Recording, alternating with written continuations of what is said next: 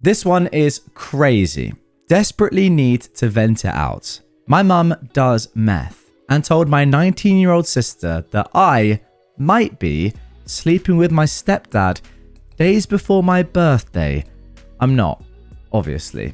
Okay, I think we need some context here before we get into the screenshots. Backstory. I've had a rocky relationship with my mum my whole life. 2022 to 2023, minimal contact. Started to rekindle for a few months. I then cut all contact with my mum in 2024 when she asked me for drug money when she knew I was homeless. She was, at the time, and still is, living with my grandmother. She moved in there after my dad, technically my stepdad, but he is my father. He's a great father. Kicked her out in 2022. In 2023, her sports car was stolen and led on a high-speed chase through our city while she was at a meth den tweaking out. She purchased this sports car the same year my college fund was miraculously taken out by the government to pay her student loans. Right. My grandma has housed her for 3+ years, even though she steals from my grandma and ridicules her. My grandma has pushed her retirement back again because she needed to buy my mum a new car. My grandma's in poor health. A few months back, she reached out, seemed sober for a few weeks, and I started to speak to her again. She obviously is no longer sober. A friend was in contact with me briefly to try to mend our relationship and is now seeing my dad. It's a trash show. This is who she's referring to as that female dog in the screenshots, which is funny because I'm the one who informed and changed the mind of that female dog. That female dog loved my mum until I spoke to her.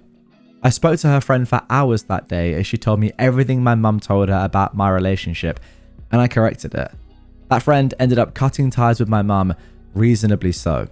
For example, dropping me off with random men all the time to go do drugs when I was little, giving me a bag of meth when I was 16, using her position at the hospital I had an R-word kit done at to convince them the irritation inside of my 7-year-old body was from self-exploration. Terrible woman. Goodness me.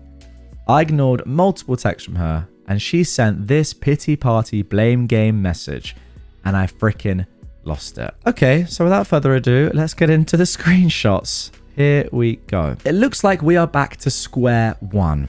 I don't know what that female dog told you, but I guarantee it's not all how it was by far. I can prove 90% of it. I didn't text for a minute because I was hurt and processing it all until it hit me what and who she is, and hopefully not all of it was true. I knew some had to have been because she couldn't have known about some of the things unless you told her. I had no idea you thought so little of me and had so much hate towards me. This is definitely my biggest F up in life. This is our relationship and I'd do anything and everything to make it right so we can be close. I know you could go with or without me, but it's not the same for me. I need you in my life. Then Opie replies to her mum, okay, well, did you or did you not say directly or imply to my sister that I was sleeping with dad or something weird was happening there? You are a terrible person, point blank. I don't feel bad for you.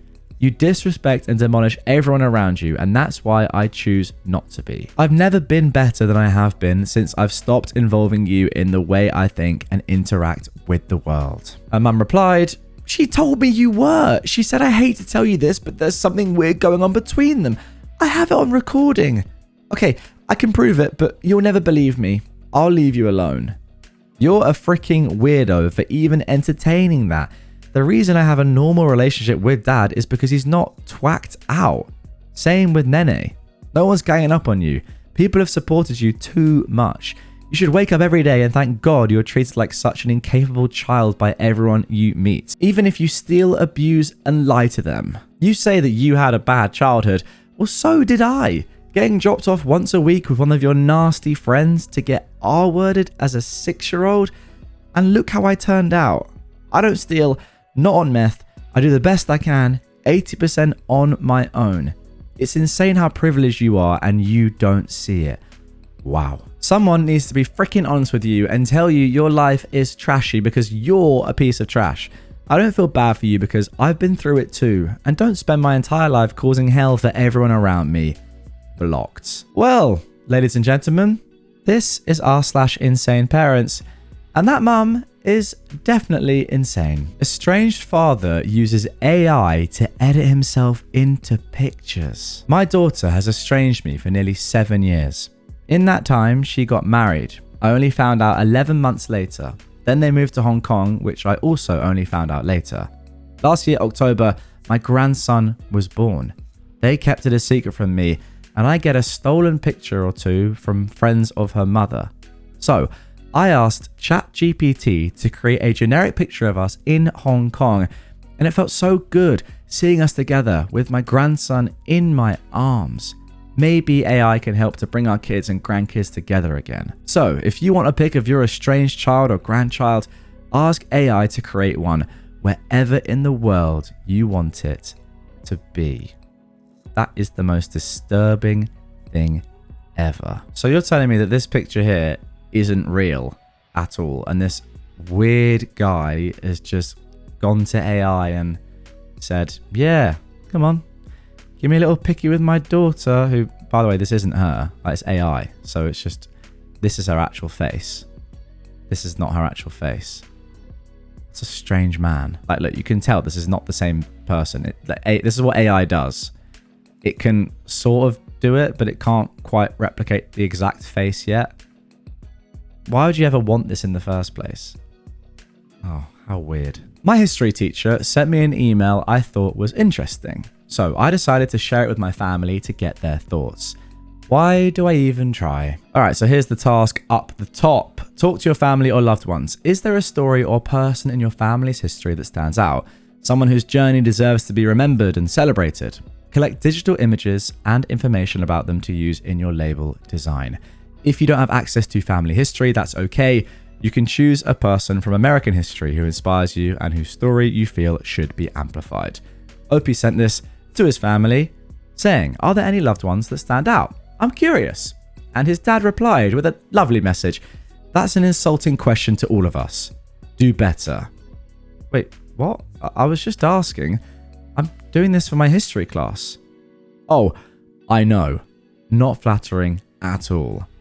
I'm so confused. Is Opie's dad here actually saying it's an insult that you don't know about interesting members of our family? Or maybe that he thinks he is super interesting and Opie shouldn't even bother asking, should just do it about him? I'm not entirely sure. I don't understand this man at all. If I sent this question to my dad, we'd have a great discussion about it. And I'd probably learn something cool about my family history. Not this rubbish. Don't call me on Mother's Day again. You and your sister are monsters and you made me cry like this. What sort of image is this, honestly? How have you even found this image? This is like how I find my thumbnails. I'll type in on a stock website, woman crying inconsolably, and it will come up with this, or something like this. Ridiculous. How dare you, monsters? How dare you? Oh, she goes on quite a bit. F you both for what you stole from us, you hateful monsters. I will never come when I hear you cry again. I never expected to hear from you on Mother's Day anyways. How dare you? Just how dare you call me at 5? You can come searching for us. You get your wish. I raised 2 monsters. Don't want parents? You don't have to have them. And I'm so sick of this, and I'll never come when you cry again. Monsters. I do not love you or Savannah anymore. Gloves off. Live your life. Script flipped. Neither of you deserve us, you hateful children. And you know what? You get your wish. I hate you too. I'll never reach out again. Is this because you only called her at 5 p.m. on Mother's Day and not earlier? Is that really what we're doing here? Okay. Go cry, Leo. Please cry. I would cry. You and your sister are monsters. Evil. Oh, there's more. And in the sober light of day, I wake up with the shame of drunk. Ruined it again. That makes sense. No, I didn't. You and Savannah did. You both have been monsters. Block me again. You're so right. We don't need therapy. Stay in complete denial about the wake of your emotional destruction that you caused. Good for you. And I'm so done. You and your sister and her sickening husband have treated us terribly. Monsters. Sexual monsters.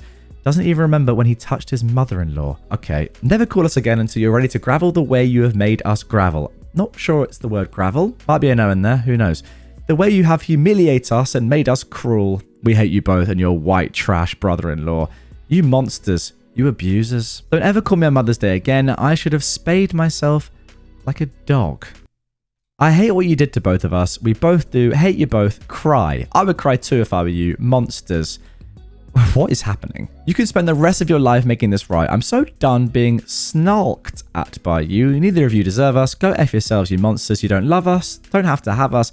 F you, Leo. Honestly, F you. And Savannah. Lol. Can't wait to see what that female dog brings on herself. You both deserve nothing but destruction for your white, privileged, hateful treatment of your parents. Honestly. F you both. I will never come when you cry again. And don't you ever show your cell again. Now, you may have noticed I had to go into 2 times speed during that because it was just so long and ridiculous. And I'm glad I did. What have I just read?